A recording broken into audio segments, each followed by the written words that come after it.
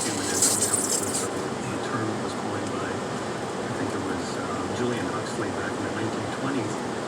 The idea is that you can use science to optimize yourself, your body, your brain, and in any way possible, in any way that makes sense.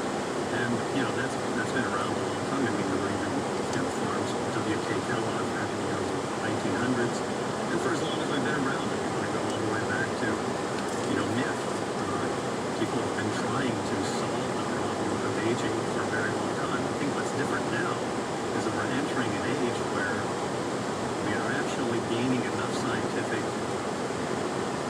information to solve the problem of aging, which we always, on the one hand, always wanted, but on the other hand, always felt that's crazy. It's just not going to happen.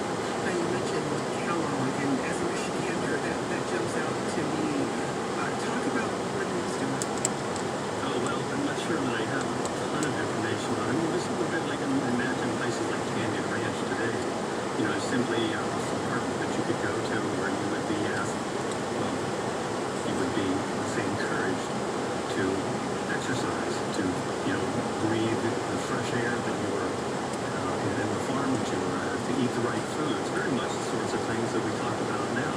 Some of it was, on the bean, like eat-outs, but some of it was probably a little bit off. And this really has been going on for a long time. We're struggling to do this, and I think this is just an indication that we have a larger group of people, a lot of baby boomers that are now, looking at what normally would be the end of their lives, and they're not really happy about that, and we want to see if there are ways to change it. And I think a lot of the scientists that are doing that work are baby boomers, and even if they don't want to help themselves, they do want to solve this problem. 150,000 people a day die from age-related diseases. So, if we would cure cancer, basically they're saying, why not cure aging? So is that the main goal here, fighting the aging process, or are other things at play? Well, I think it depends on your age. I think when people are younger, it may be, well, I just want to optimize my body. I want to be smarter, faster, sharper.